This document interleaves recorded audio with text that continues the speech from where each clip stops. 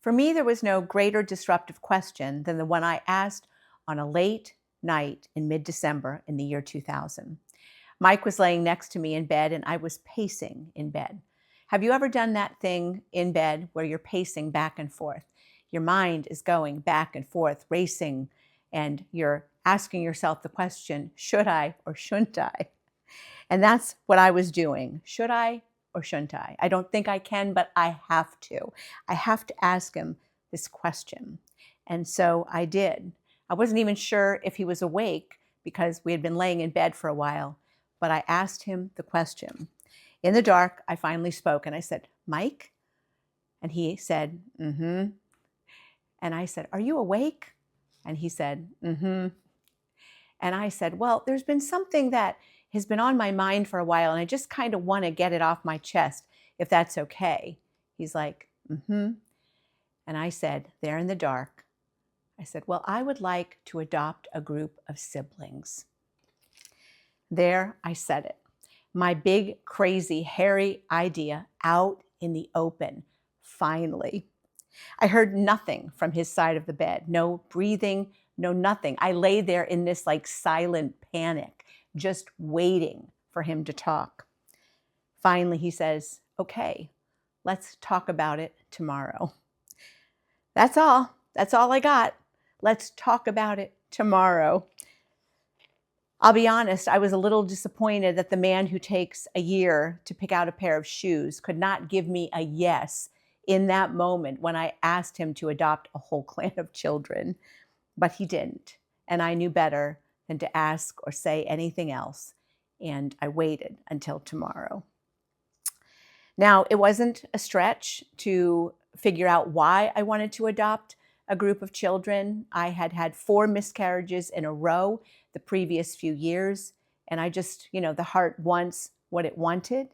And so this was something that came to me, and I just kept growing in my heart until I let it out that evening in the dark when he couldn't see me. I knew it wasn't a fair question. I really did. And it certainly wasn't a fair question to ask him while he's on the edge of sleep. Well, tomorrow did come, and so did the many days after that. And after a lot of discussion and prayer, Mike did say yes to adopting a group of children. And it wasn't long after his yes that I found 4 children available on an online adoption magazine. Their ages were 4, 3, 2, and 1. I called the adoption agency, which was based in Atlanta, Georgia, and to my great surprise, discovered that these children were in an orphanage in Russia. But, like I said, the heart wants what it wants. And in the end, Mike and I ended up going through the process. And 6 months later, we brought home 2 children from Russia. And that was on July 11th, 2001. Now, the other 2 children were adopted in country, so we did not have the opportunity to adopt them. You can imagine, well, I'm not sure you can really imagine all the ways our lives were disrupted. Taking in 2 toddlers from another country was a monumental life change for us. How often in the life of a believer does God shake things up? Take us out of our comfort zone and put us in a position of discomfort. I call it disrupting the status quo. And if you are a Christ follower, your status quo is going to be disrupted. Personally, I don't think we can be believers without that status quo being disrupted. And that's our topic today, our call to be disrupted out of normal. And it's our day 32 in Exodus 1. It's here that we see 2 unassuming, unlikely women who were greatly disrupted by God's call in their lives. Not in some big heroic way like the parting of the Red Sea or the slaying of a giant by a sling and a stone, right? But quietly and under the radar. Exodus 1 is life and death, not only for the heroes and the ones they saved, but I believe for me and you. The heroes in our story are Puah and Shiphrah.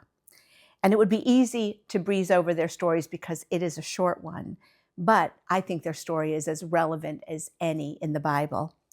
I consider them great heroes, yet I have never heard or known of anyone who named their children Puah or Shiphrah. Have you? Yeah, I didn't think so. We named our daughter Sarah, and of course, you probably know another Sarah or two. And then there's, of course, Mary, Hannah, Rachel, Elizabeth, but no Puah or Shiphrah. If you Google great women of the Bible, you will not find their names on any of the lists, but I think they deserve to be on the list. I'm going to build this story for you, and in doing so, I've come up with 5 points about disrupting the status quo and why it's not just Puah and Shiphrah's calling, but our calling as well. In Exodus 1, we see that this is the time period after Joseph, it tells us, after Joseph and his 11 brothers and their generations died off. There's a new king in Egypt, and the text tells us that this new king doesn't know about Joseph and his brothers. And I couldn't help wondering why the text had to tell us, inform us that this king didn't know about Joseph. And I think it's because God is setting the stage for us that this is not a good king. It's building the case right from the start for a bad and evil king, one who does not follow the one true God. And so here in Exodus 1, the Israelites are growing in number and strength. And this scares the king, and he works the Israelites to the bone. And the Israelites continue to grow in number and strength. So the king comes up with a plan. He hires 2 insiders for a covert mission. I'm not sure if this is a brilliant plan or the dumbest plan I've ever heard, but what I do know is that it is an evil, evil plan. He hires Puah and Shiphrah, 2 Hebrew midwives who have access to the Hebrew women as they go into labor. And this covert mission assigned to them is to kill every Hebrew baby boy as that baby is born. Think about that. Pure evil. What we see here regarding Puah and Shiphrah is that they have 3 things to accomplish this task. They have the means, which is their access to the newborns. They have the mandate from the king, and they have the money also from the king. I don't want us to see this story and think it has no bearing on our lives, because when we go through life, there will be times when we also will have means, mandate, and money, and we're going to have to overlook those means, mandates, and money in order to obey God's word, in order to do the right thing. It can be easy to convince ourselves we have no choice in the matter. And that's my point number 1 in disrupting our status quo as a believer, is that we have choices, even when we think we don't. They just might not be easy choices. Puah and Shiphrah understood that they had a choice, and for them, this covert mission would be unthinkable and undoable, despite the risk to their own lives. This evil king did not factor in the reverence and fear and obedience that these 2 women would have to their one true God. Point number 2 is fear God more than you fear your life. Oh, is that all? No problem. I mean, it's easy to say the words, near impossible to carry them out. And I don't just say that for your benefit. I say that for my benefit as well. All 4 of the Gospels, Matthew, Mark, Luke, and John, record Jesus saying, what good is it for someone to gain the whole world yet lose their soul? John says it in this way: if you love your life, you will lose it. If you hate it, you will keep it for all eternity. We are challenged to lay down our lives for Jesus. John 12:26 is when in John 12:26, Jesus also says, whoever serves me must follow me. My Father will honor the one who serves me. Point number 3, disruption leads to opportunities to serve. Here in our story, it's clear that opportunity is found in the saving of the lives of baby boys, which was Puah and Shiphrah doing basically what they had always done in their midwifery. They just now had to do it with a cloud over their heads. The risk of not following the king was their opportunity. Serving is about both the doing and the not doing when you are following God, whatever it might be that serves him best. Our journey with our daughters, our adopted daughters, was a painful one. But doors were open for us to be able to listen to other parents like us who were also in pain. Empathy is difficult when you haven't gone through a similar pain. 2 Corinthians 1:3-4 says, God comforts us in our troubles so that we can turn around and comfort others in their troubles with the comfort we've received from God. Listening to the pain of others was not always easy. One time I listened to a woman's story for 5 hours, and the minute she left, I went and laid down, worn out from the emotional toll it took on me. We gave even when the giving was hard. I believe that opportunities were opened up for Mike and me, not because of our pain necessarily, but because of our joy. People don't choose to be comforted by those who are angry or bitter. They need your joy. They need your perspective. Our problems weren't resolved when they came to us. A good outcome was not necessary for them to show up at our doorstep. Point number 4, disruption is our plan. Outcome is God's plan. Elizabeth Elliot, a past missionary writer and speaker, said all the time, obedience is our business, outcome is God's business. Our disruptions do not come with a guarantee that all will work out the way we think they should or the way we would like them to. Risk is only risk because we don't know how things will all turn out. Things have not, like I said, gone well with our youngest daughters. And yet Mike and I have not wavered in what we were called to because we don't put our trust in happy endings. We put our trust in God and we put our trust in his promises. For Puah and Shiphrah, when they failed at their mission, they were brought before the king, and they lied and said that the Hebrew women were too strong, and they delivered before they even got to them. And because they failed, those baby boys were all spared, and the Israelites continued to grow in number and strength.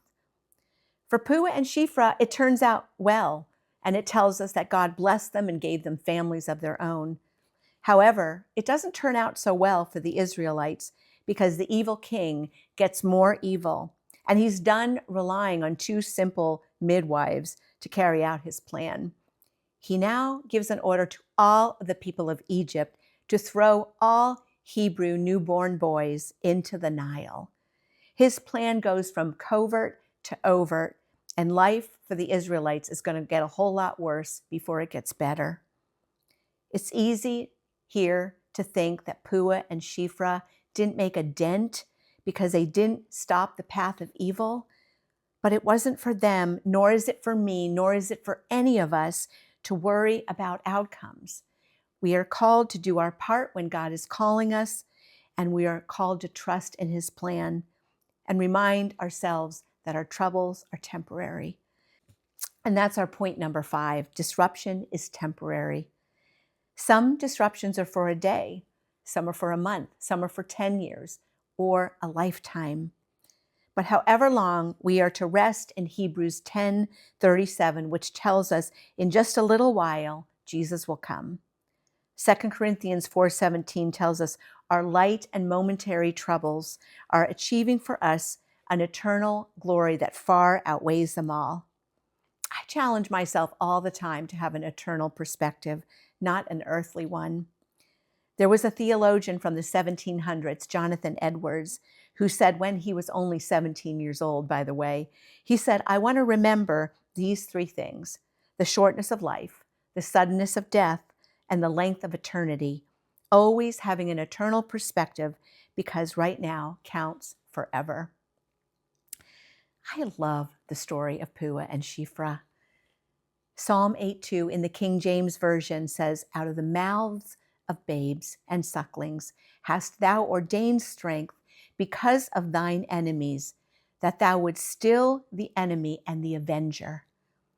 It seems to me God was fulfilling Psalm 8:2 long before David wrote this psalm. God uses the small and the weak to silence the strongest forces of evil. Puah and Shiphrah weren't warriors. They held no positions of power. They didn't walk into Pharaoh's palace challenging others with swords. They walked into Hebrew homes with towels and warm water. I think Puah and Shiphrah understood that every life preserved was God whispering into history, my strength is made perfect in weakness, in each and every small and tiny cry of a baby.